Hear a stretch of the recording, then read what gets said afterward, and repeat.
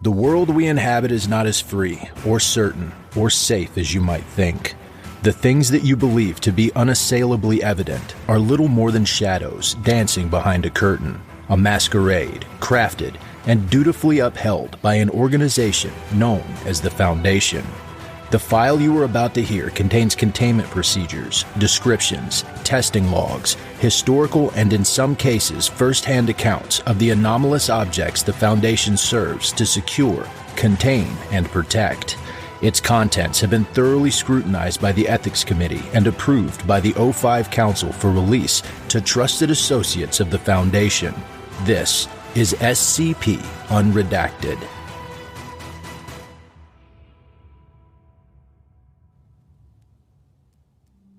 Where did you say you went to school again? Dr. Ellingbrook tapped the unblemished eraser of her Ticonderoga No. 2 pencil against her chin. Erasers were for mistakes, after all, and she didn't make those. Campbell High was the only school in my hometown. What does it have to do with anything we were talking about? The man shifted in his seat, the aluminum frame creaking slightly at the side-to-side motion. He wiped his palms slowly on the thighs of his jumpsuit, trying not to draw attention to how clammy he was suddenly feeling. His interrogator's gaze seemed to bore deeper into his discomfort with every moment that grew between his answers and her next question. She wasn't writing anything down, not really anyway. Her pencil lowered but for a split second, just long enough to check something or make a quick mark. His posture was as straight as can be. The man strained to look over the top of the clipboard and make out just what she might be scoring or noting, but it was a useless effort. So why do you want to work for the Foundation? She asked the next question with the same flat effect all the others had come with. It carried no consideration for the flow of topic, no obvious connection to any other line of questioning, but she asked it all the same. The man in the jumpsuit furrowed his brow upon hearing this and cocked his head ever so slightly. Didn't you already ask me that? No.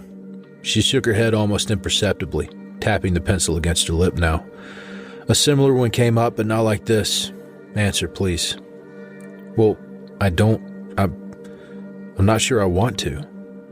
Not sure, as in you're conflicted? Well, no, not really. I mean, it's not clear.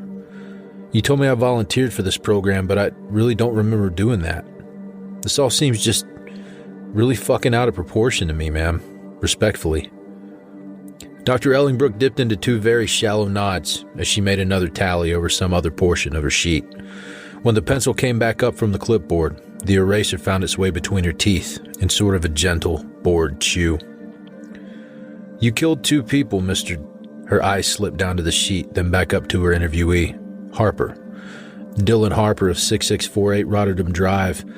The chance to commute a pending death sentence sounds like a pretty fucking proportionate reward for what we're asking. But that's just me. Yeah, you say that, but this is just really surreal. You're like the 5th person to tell me how lucky I am to have this chance, but I just don't see it. A secret testing program, waking up in an interrogation chamber, being questioned by people in lab coats. It's some novel-tier bullshit. Why didn't you ask me right away after my trial? Why now? Hell, even before my trial. Dr. Ellingbrook was nonplussed by the rising tension in his voice and spoke with a mild, but very well-enunciated hostility of her own. You were allowed to exhaust your options through the justice system before we intervened. Bullshit. You just wanted me desperate. Fucking desperate and sentenced to die. Is that how you feel, Mr. Harper? That you had no choice? That it was this or death? Her voice suggested interest, hope even, for what his answer might be. But the forced raise of her eyebrows belied the calluses she was developing against this line of thought. She'd quite literally seen it 1,000 times. Of course not, but why are you doing this to me? So I feel like I don't have a choice? Free labor from a desperate man? I just don't get what kind of people get off on this cruelty that you think you can just play with me like this. I may have to pay for my crimes, yeah, but I should be rotting in a cell for what I did. The man's breathing shuddered slowly as he inhaled and exhaled several times. He fought back whatever emotions tried to spill over and into the interview. The woman on the other side of the table leaned back and folded her arms across her chest, pinning the clipboard against her. The silence grew as the man's shoulders slowly slumped, his breathing becoming more controlled and steady. His face almost drooped, suddenly showing an age and fatigue he had not allowed to get the better of him but a few minutes sooner.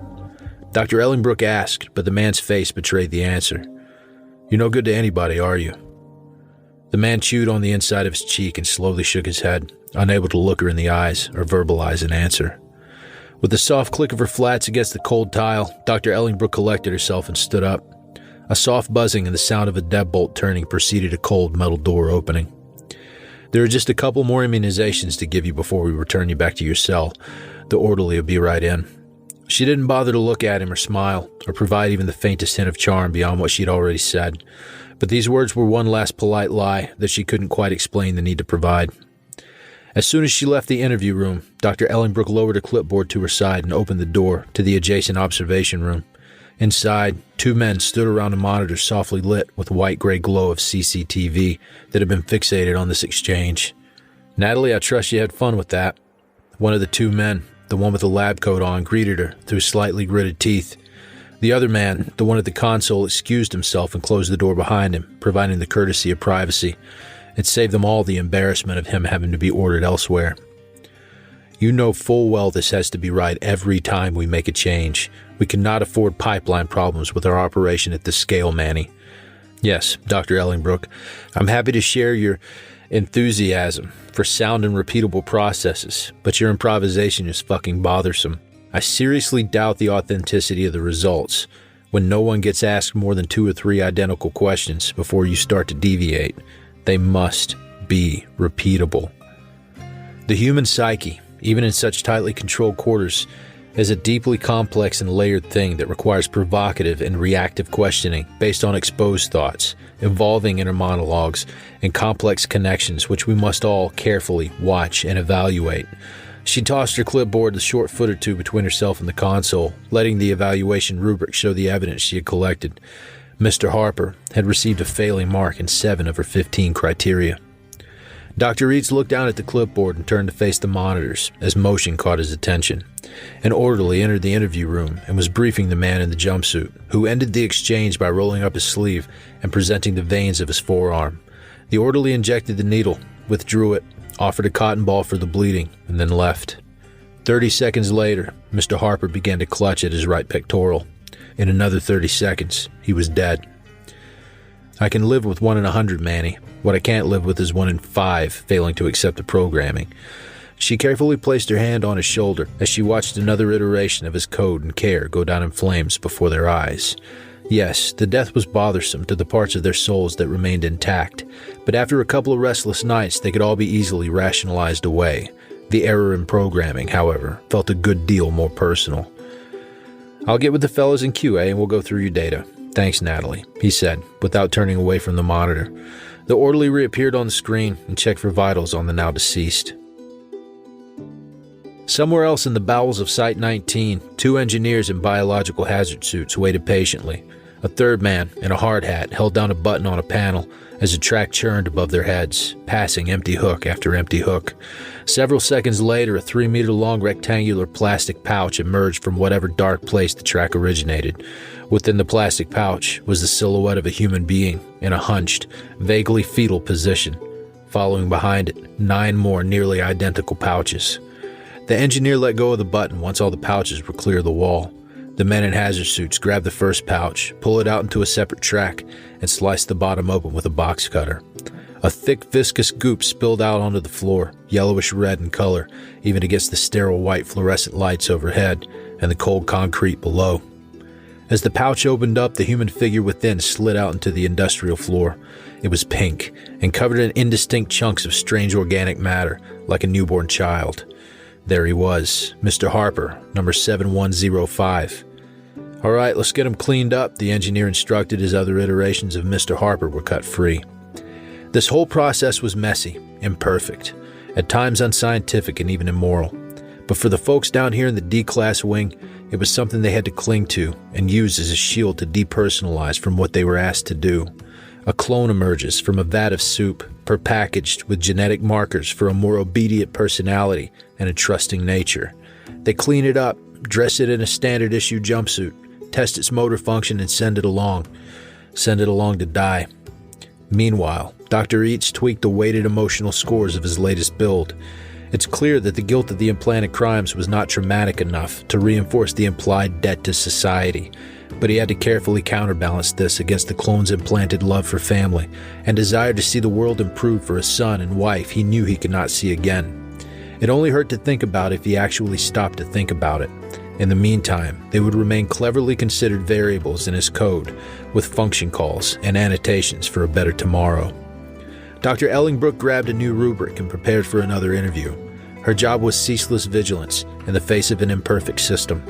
Any and every member of the Foundation knew that they were being asked to possibly lay down their life and die in order to protect their family, their friends, their future progeny, and normalcy itself for a sacrifice they may never come to learn of. Each of these Mr. Harpers, no matter how real or fake they may in truth be, needed to be capable of that same level of investment, even if it had to be artificially induced. There was science to be done, lives to save. The ranks of the D class were not about to fill themselves.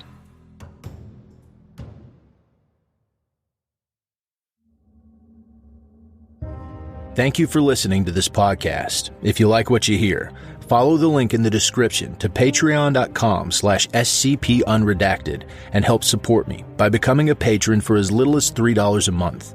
You can get access to production logs, merchandise, recognition, and even a part in a skip. Regardless of tier, all patrons get early access to every single episode. I don't have the talent it takes to write a skip. All I do is read. Original authors make this podcast possible, so credit to the original author. Their link's in the description. Show them some love as well. Consider becoming a member of the SCP Wiki. Upvote their work and maybe write a skip of your own. Maybe I'll read it here someday. You never know if you never try. The content of this podcast and content relating to the SCP Foundation, including the SCP Foundation logo, is licensed under Creative Commons Sharealike 3.0, and all concepts originate from scpwiki.com and its authors. This recording, being derived from this content, is hereby also released under Creative Commons Sharealike 3.0.